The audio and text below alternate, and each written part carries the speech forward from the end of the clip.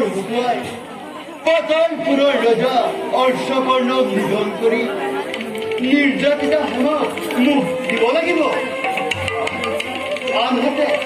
আনহাতে কৰ্ণদত্তৰ পুত্ৰ ধূমৰাক্ষৰ অত্যাচাৰ দিনক দিনে বাঢ়িব লাগিছে।